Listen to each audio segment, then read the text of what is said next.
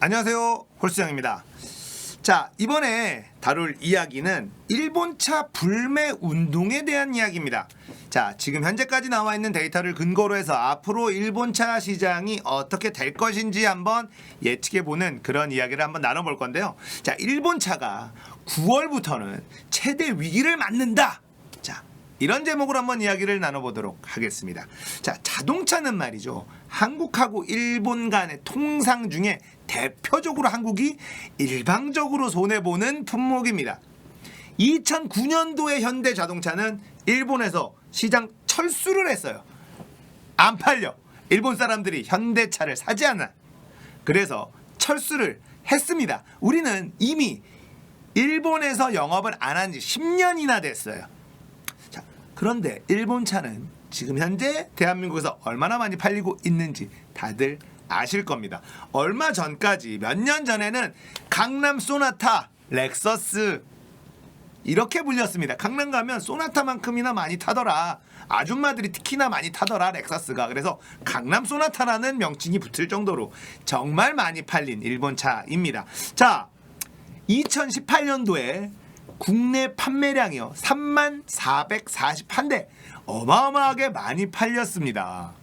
자, 일본차 불매운동이 시작이 됐어요. 결국은 초반에는 패션, 유니클로, 맥주, 아사히 맥주, 삿포로 맥주, 자, 이런 식으로 가다가 일본차 불매운동까지 타겟팅이 번지기 시작을 했습니다. 자, 그런데 일본차는 불매운동의 영향을 그렇게 받지 않을 것이다 라고 예측하는 사람들 꽤 있었습니다. 왜냐하면 이 일본의 하이브리드 차량의 기술력이 워낙에 좋기 때문에, 가성비가 너무 뛰어나기 때문에 그래도 이 차들은 살 것이다, 이렇게 분석하는 사람들도 많았고요. 자, 그래서 뚜껑을 열어봤습니다. 자, 얼마나 감소를 했는지. 자, 카이주유 데이터 연구소라는 곳에 나와 있는 데이터를 가지고 이야기를 해볼게요. 자, 7월에 일본차 신차 등록 전월 대비 32.2%가 감소를 했고요. 점유율이, 일본차 점유율이 20%에서 13.6%로 감소를 했다고 해요. 자, 신차 등록 7월달 데이터를 또 들여다볼게요. 더 디테일하게 들여다보니까 도요타 34.7% 감소, 렉서스 24.6% 감소, 혼다 41.4% 감소, 닛산 19.7% 감소, 인피니티 25.1% 감소예요.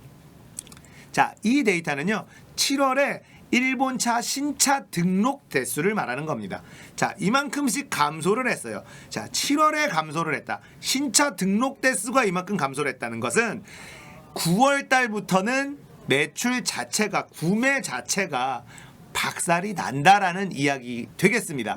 자, 전 영상에서 9월부터 진짜 데미지 세게 들어간다라고 말씀을 드렸어요. 그거는 여행을 기반으로 한 이야기였습니다. 자, 지금까지 여행도 엄청나게 안 가고 있죠. 타격을 실제로 일본 작은 도시들부터 타격을 입고 있습니다. 그걸 타개하기 위해서 중국 관광객들을 더 유치하겠다라는 제스처를 일본 정부가 취한다, 이런 뉴스도 나오곤 했습니다. 자, 9월부터 데미지 세게 들어가는 거가 여행뿐 아니라 자동차도 마찬가지라는 거예요. 이 불매운동이라는 것이, 맥주 같은 것은 당장에 매출 타격이 오는데, 자동차 같은 경우도 지금 등록을 해서 예약을 하면 차가 들어오고 입고가 되고 출고가 되는, 출차가 되는 이 기간이 어느 정도 걸리는데요.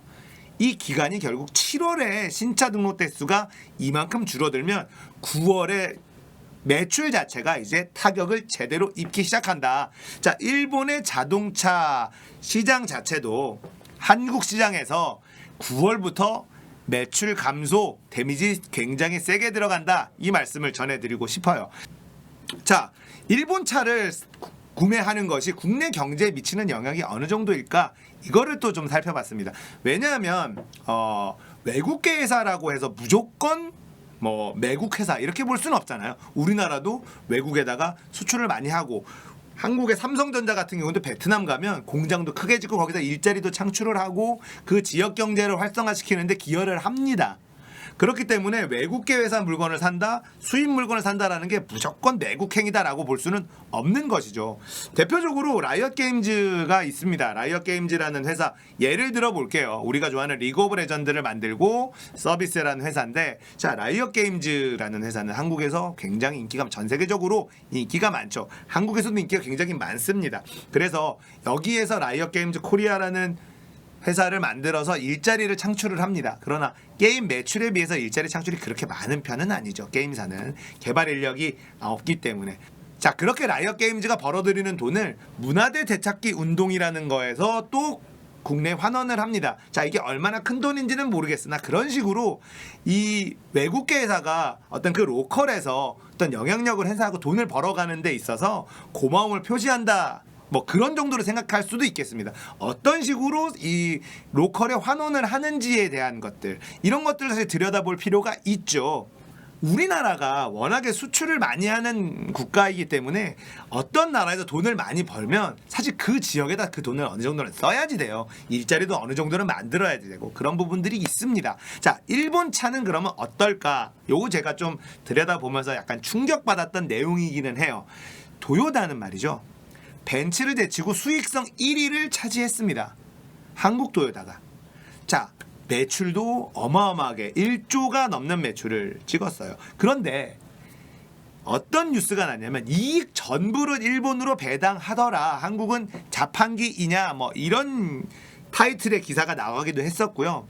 자, 재투자하지 않는 걸로 유명한 벤츠가 2017년도 배당 성향이 63%였다고 해요. 그런데 도요타는 거의 100% 배당 성향이라고 합니다. 그러니까 전기 결손금을 제외한 나머지 이익금을 전부 다 일본으로 가져갔다. 이 데이터가 남아있어요. 금융감독원 데이터입니다. 자, 이건 뭐냐? 우리가 도요타를 사든 렉서스를 샀을 때 우리나라에 끼치는, 경제에 끼치는 영향이 거의 없다는 거예요. 일자리를 더 창출한다든지 뭐 이런 것들로 수익이 난 거를 한국에다 더 투자를 하고 뭔가 이런 시스템을 만들고 이런 것들에 노력하지 않고 거의 다 배당금을 일본으로 가져가더라. 자, 이건 뭐냐면 우리가 일본 차를 사지 않아야 될 가장 강력한 이유 중에 하나다라고 볼 수 있습니다. 자, 현대기아차가 자국민을 호구로 보고 외국에서 싸게 팔고 좋은 차를 팔고 자국민들한테는 비싸게 팔고, 자, 이런 것들을 해서 현대기아차는 죽어도 안 살 거야, 나는 현대기아차는 현대기아가 정신 차리기 전까지는 사지 않을 거야 라고 생각하는 국민들이 꽤 있었죠. 그럼 그런 국민들이 뭘 샀느냐면 바로 일본 차를 샀습니다. 왜냐하면 그랜저랑 비슷한 가격대에 살 수 있는 차들이 일본 차에는 존재하기 때문이에요. BMW, 아우디, 벤츠 이런 차들은 확실히 프리미엄 브랜드이기 때문에 현대기아차하고 같은 선상에 놓기는 좀 어려웠죠. 하지만 토요타 캠리, 혼다 어코드, 닛산 알티마 이런 차들은 그랜저랑 놓고 봤을 때, 가격을 놓고 봤을 때 충분히 선택지가 되는 그런 상황이었습니다. 그래서 일본 차들을 우리나라 사람들이 사기 시작한 거예요.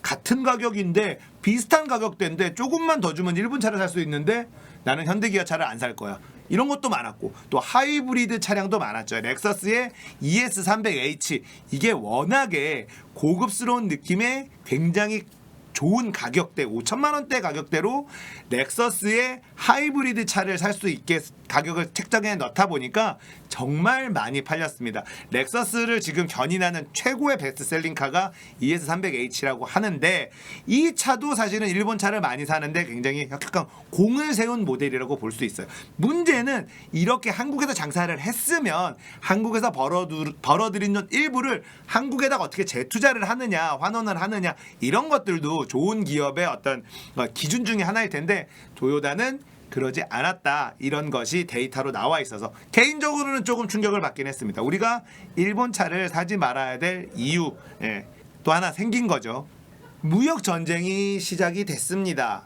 강제징용 배상 판결 때문에 일본이 먼저 우리나라를 타격했다, 이렇게 알려져 있어요. 자, 일본은 우리나라 경제의 반도체 부분을 타겟팅해서 꼭 찍어서 공격을 했습니다. 자, 우리는 굉장히 상처를 입었죠. 이걸 어떻게 할지 지금도 대책 마련에 분주한 상황이에요. 자, 이런 상황에서 국민들이 일본과의 무역 전쟁에서 불매 운동으로 맞불 작전을 놓고 있는 상황입니다. 우리는 국민들이 타겟팅을 하고 있고요. 그 타겟팅에 국민들한테 타겟팅된 회사들은 데미지를 입고 있습니다. 개인적으로 유니클로 우리나라에서 철수할 수밖에 없다 이렇게 생각을 하고 있어요. 매출이 반토막이 나면 사실상 철수를 할 수밖에 없습니다. 그런데 유니클로 가보셨으면 아시겠지만 정말 썰렁합니다. 가을 겨울 패딩 안 팔리면 버티기 힘들 것이다 이렇게 예측을 하고요. 현대자동차도 2009년에 철수했어요. 장사가 안 되면 철수할 수밖에 없습니다. 자, 유니클로 철수할 거라고 예측을 하는데, 자, 과연 일본 자동차는 어떨까요? 일본 자동차가 한국인들이 사지 똘똘 뭉쳐서 사지 않는다면 할인 행사라든 뭘 하든 막 하겠죠. 자, 그때까지도 그렇게까지 됐을 때도 일본과의 관계가 개선이 되지 않고 우리의 불매운동은 계속돼야 된다라고 국민들이 싸우게 된다면 어떻게 될까요? 일본 차도 한국 시장에서 철수할 수도 있을 것입니다. 만약에 우리 국민들이 똘똘 뭉쳐서 장기전에 돌입해 준다면 말이죠. 자, 그런데 이번에는 정말 우리 국민들이 만만치 않아 보여요. 쉽지 않아 보입니다. 자, 이제 한국과 일본이 경제적으로 예전처럼 같이 서로 좋게 지내기 위해서는 이런 일본 회사의 행태도 분명히 달라져야만 될 것입니다. 우리 국민의 눈이 매의 눈처럼 계속해서 쳐다볼 거예요. 자, 철수하지 않고 계속 영업을 한다고 한다면 벌어들인 돈은 얼마나 배당을 가져가는지, 우리나라에서 번 돈은 우리나라에 얼마나 재투자를 하는지도 우리가 이제 다 쳐다보고 있을 겁니다. 그런 차들을 구매하게 될 거예요. 우리 국민은 여전히 냉정하고 똑똑하고 힘이 있다 이렇게 늘 말씀을 드렸습니다. 자, 과연 이 싸움 누가 이길 것인가? 우리나라에서의 이 소비재 품목들이 전방위적으로 타격을 입고 있는데요. 어떤 분들은 우리나라의 이 무역 자체가 일본 전체 비중에 의하면 너무 작기 때문에 이런 거 철수한다 한들 일본보다 우리나라가 더 손해볼 거다 이렇게 예측하는 분들도 많은데요. 저는 개인적으로 그 정도까지는 아니다 생각을 합니다. 우리나라에서 파는 소비재도 워낙에 큰 비중을 차지하고 있다. 자, 개인적으로는 우리나라가 정말 많은 부분을 일본한테 샀어요. 일본 물건을 사는데도 관대했고, 자, 이렇게까지 정치권에서 시비를 걸지 않았으면 여전히 일본은 우리나라 장사를 잘 하고 있을 겁니다. 왜냐하면 일본이 배당 잔치를 하든 뭘 하든 물건에 대한 가성비를 놓고 이성적으로만 생각한다면 일본 물건을 살만하기 때문에 그래요. 내 주머니에서 나가는 돈만 생각한다면 그렇습니다. 그러나 단순히 우리가 이성적으로 이 물건이 가성비만 좋으냐 이것만으로 지금 얘기하는 것이 아니기 때문에 지금의 불매운동은 경제 전쟁이기도 하고 독립운동이기도 하다 이렇게 생각하는 국민들이 굉장히 많습니다. 이성적 플러스 감성적인 부분도 존재한다는 거예요. 자, 이제 이 결과가 어떻게 나올지는 시간이 그리고 우리나라의 국민들이 얼마나 똘똘 뭉치냐에 따라서 승패가 갈라질 것이다 이렇게 저는 개인적으로 예상을 합니다.